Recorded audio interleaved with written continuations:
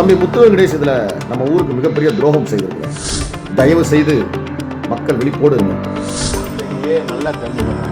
இன்னைக்கு ஹைகோர்ட்டாக இருக்கட்டும், சுப்ரீம் கோர்ட்டாக இருக்கட்டும், எந்த கோர்ட்டாக இருந்தாலும் இன்னைக்கு பணம் தான். எந்த பிளாட்டை ரெஜிஸ்டர் பண்ண முடியல?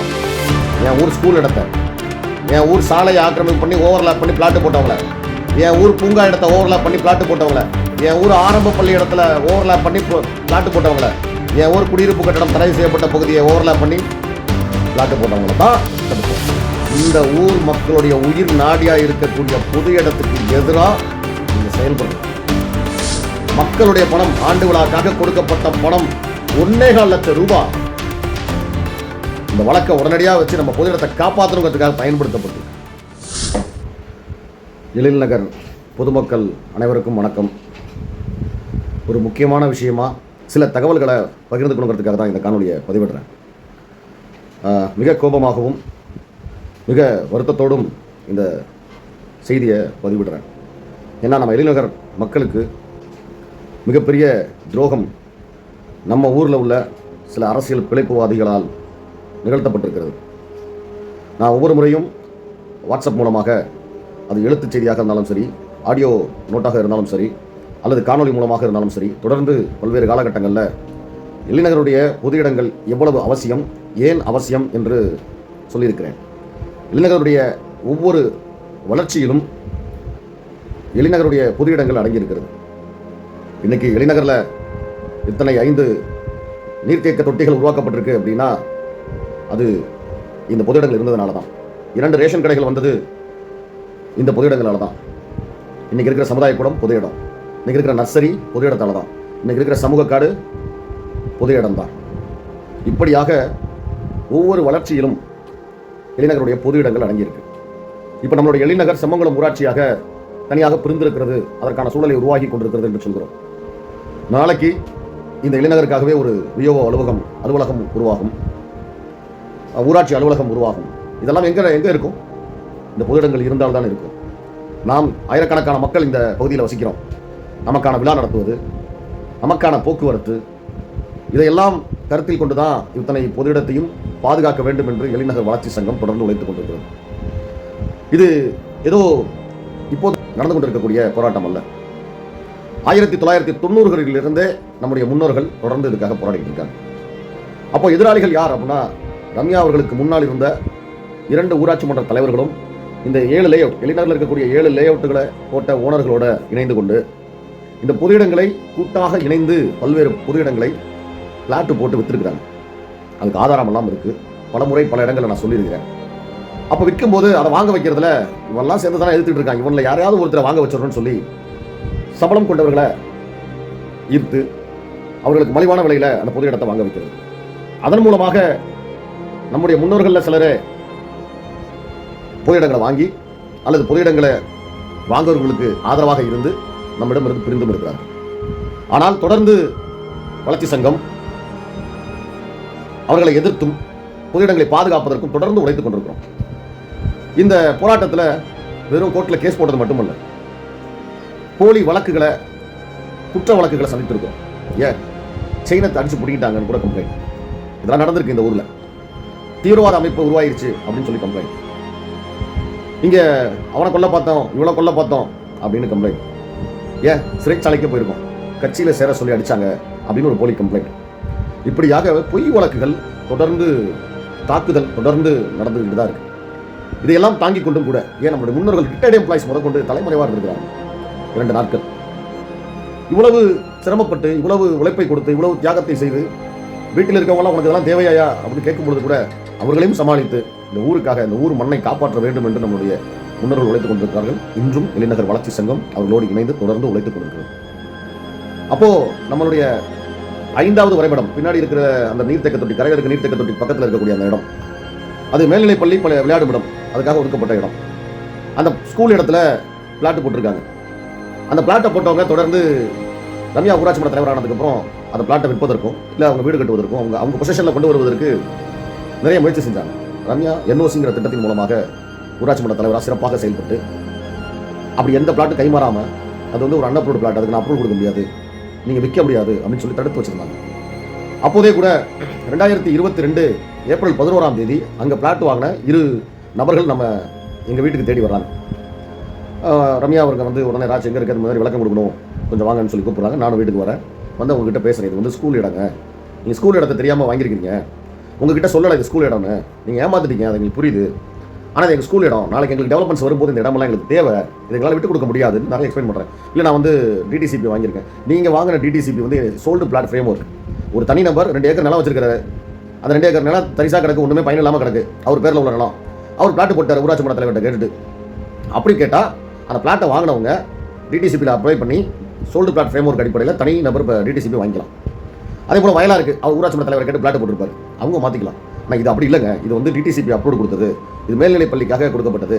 இந்த பிளாட்டை இந்த மேல்நிலைப் பள்ளிக்காக கொடுக்கப்பட்ட இடத்த அவங்க லே அவுட் போடணும்னா டிடிசிபிட்ட ப்ரீ ரெகுலரைசேஷன் வாங்கணும், அப்படிலாம் வாங்கலை அப்படின்னு சொல்லி நம்ம சொல்கிறோம். சொல்லும்போது அதை கேட்க மறுக்கல. அப்போ ஒரு கட்டத்தில் நான் அனுப்புகிறேன் இந்த காணொலியை ஒரு தடவை கேட்டுருங்க.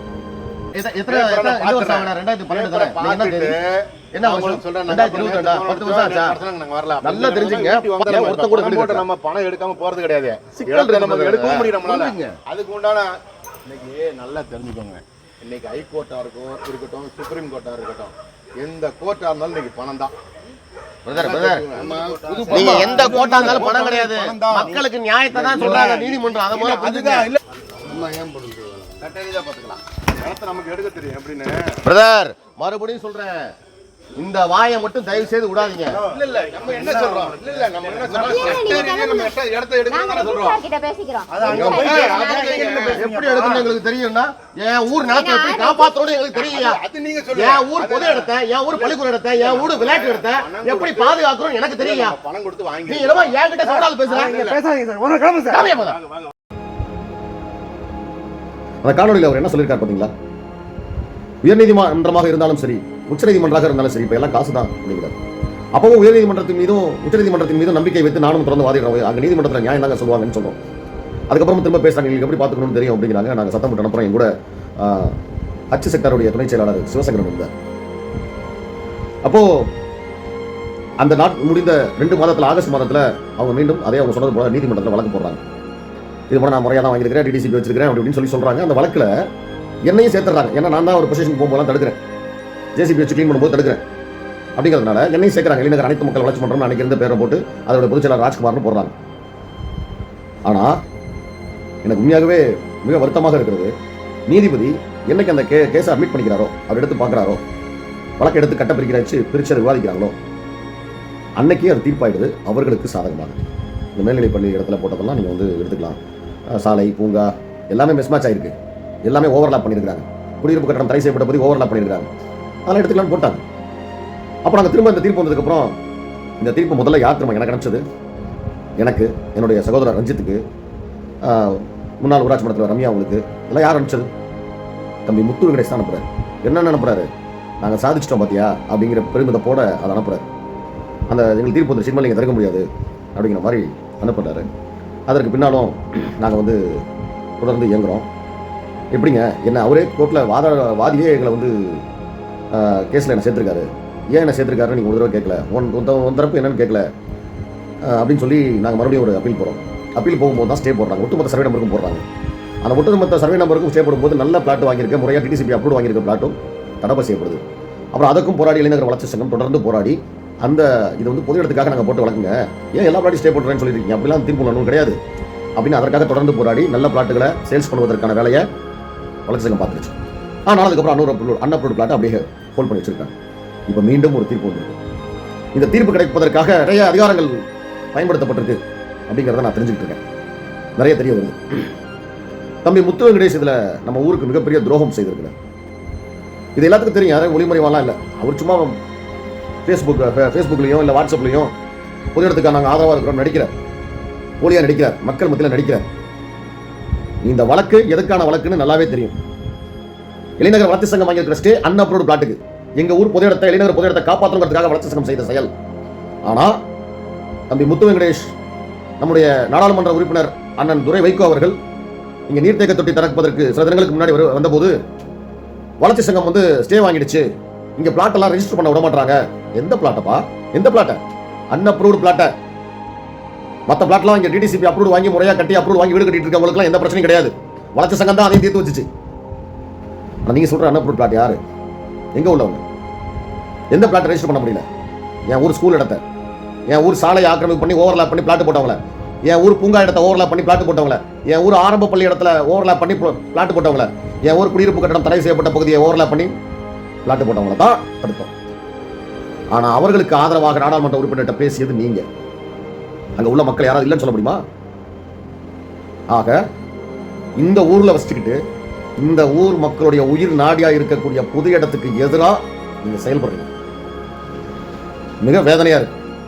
மக்களுடைய பணம், ஆண்டு விழாக்காக கொடுக்கப்பட்ட பணம் 1.25 லட்சம் ரூபாய் இந்த வழக்கை உடனடியாக வச்சு நம்ம பொது இடத்தை காப்பாற்றுறதுக்காக பயன்படுத்தப்பட்டு மக்களுடைய அத்தனை சிந்தனையையும் எண்ணத்தையும் குழி தோண்டி புதைச்சிருக்கீங்க. இந்த ஊர்ல ஹயாஸ் அகமது எப்படி பள்ளிக்கூட இடத்துக்கு துரோகம் செய்தாரோ அப்படிதான் இப்ப புது வெர்ஷன், நியூ வெர்ஷன் அப்டேட் தம்பி முத்து வெங்கடேஷ் செய்யறது பூரா இந்த ஊருக்கு எதிரானது. சுகாதாரத்திற்கு எதிராக இன்னைக்கு ஊர் குப்பைக்கடை கிடக்குதுன்னா அதுக்கு தம்பி தான் காரணம். இந்த ஊர்ல உள்ள பொது இடம் முதலா தீர்ப்பு கொடுத்து இதை பிளாட்டா போட்டுக்கலான்னு சொல்லி என் ஊர் ஸ்கூல் இடம் போயிடுச்சு. இந்த எழில்நகர் சாலை ஓவர்லாப் பண்ணி பிளாட் போடப்பட்டது போயிடுச்சு. இதுக்கெல்லாம் காரணம் தம்பி முத்து வெங்கடேஷ். ஆனா நாங்கெல்லாம் அந்த அசோசியேஷனுக்கு ஆதரவானவங்க அப்படின்லாம் காட்டிக்க மாட்டார். அவர் அந்த அசோசியேஷனுடைய இந்த இளைஞர் வளர்ச்சங்க எது செஞ்சாலும் எதிர்த்து நிற்கிற பொது இட விற்பனைக்கு ஆதரவாக இருக்கக்கூடிய அசோசியேஷனுடைய துணை பொதுச் செயலாளர், நீங்க போர்டில் போய் பாருங்க, காட்டிக்க மாட்டார். இளைஞர் அணின்னு ஏன்னா அந்த பருப்பெல்லாம் வேகல. எழில்நகர் வளர்ச்சி சங்கத்தை மீறி அவரால் ஒன்றும் செய்ய முடியல. முன்னால் இருந்த ஊராட்சி மன்ற தலைவர்களோ அந்த அசோசியேஷனோ ஒன்றும் இல்லாமல் போயிடுச்சு. இப்போ அவங்களுக்கு முளைப்பதற்கு ஒரு புதிய இடம் தேவைப்படுது.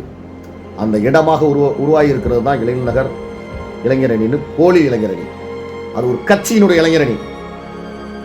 அந்த இளைஞரணி தான் எழில்நகருடைய பொது இடத்தை கூறு போட்டு வித்துருச்சு. இந்த ஊர் பொது இடத்துக்கு எதிராக நின்றுட்ட இன்னைக்கு நம்ம ஸ்கூல் இடம் போயிடுச்சு. இன்னைக்கு தனிப்பட்ட முறையிலையும் இந்த ஊரை நாசம் பண்ணி இந்த சமூகத்துக்குள்ள நுழைஞ்சும் எங்க எழில்நகர் மக்களுக்கு துரோகம் பண்ணி இந்த பொருளாதாரத்தை சம்பாரிச்சு என்ன பண்ணிட போறீங்க?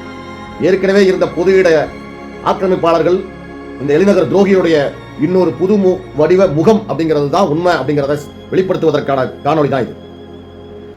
தம்பி முத்து வெங்கடேஷ்,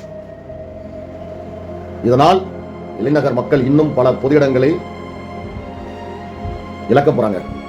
எழில்நகர் வளர்ச்சி சங்கம் கடைசி வரைக்கும் போராடும். இந்த மக்களுக்காக தொடர்ந்து போராடும். எங்களால் சுப்ரீம் கோர்ட் போய் வழக்காட முடியாதுதான். அவ்வளவு லட்சம் பணம் இல்லை எங்கள்கிட்ட. நீங்க ஒவ்வொரு பிளாட்டுக்காரங்கள்ட்டையும் பணம் வாங்கிடுறீங்க. எங்களால் அப்படிலாம் பணம் திரட்ட முடியல. ஆனா எந்தெந்த வகையிலெல்லாம் எங்க ஊர் பொது இடத்தை பாதுகாக்கும் போது எழில்நகர் வளர்ச்சி சங்கம் தொடர்ந்து உழைக்கும். எதை இழந்தும் கூட இந்த பொது இடத்தை காப்பதற்காக உழைக்கும். இந்த மக்களுடைய இடம், இந்த ஊர்ல வாழக்கூடிய ஆயிரக்கணக்கான மக்களுடைய இடம் இந்த மக்களுக்காக இருக்கணுங்கிறதுக்காக எழில்நகர் வளர்ச்சி சங்கம் தொடர்ந்து உழைக்கும். மக்களே, ரொம்ப கவர்ச்சியா இருக்குன்னு, ரொம்ப பிரம்மாண்டமா இருக்குன்னு எல்லா விஷயத்திலும் ஏமாந்து போறோம். நம்ம ஊர் மண்ணை காப்பாற்றுறதுல நம்ம ஏமாந்துடக்கூடாது. தயவு செய்து மக்கள் விழிப்போடுங்க. யார் இந்த பொது இடத்துக்கு ஆதரவா இருக்கிறா, யார் இந்த பொது இடம் மக்களுக்காக இருக்கணும்னு நினைக்கிறா, யார் வேஷம் கட்டி கூத்தாடிக்கிட்டு இருக்கா தன்னுடைய சுய லாபத்துக்காக, யார் இந்த சுய லாபத்துக்காக இந்த ஊரை கூறு போட்டு விற்கிறாங்கிறத மக்கள் நீங்க தெரிஞ்சுக்கணும்.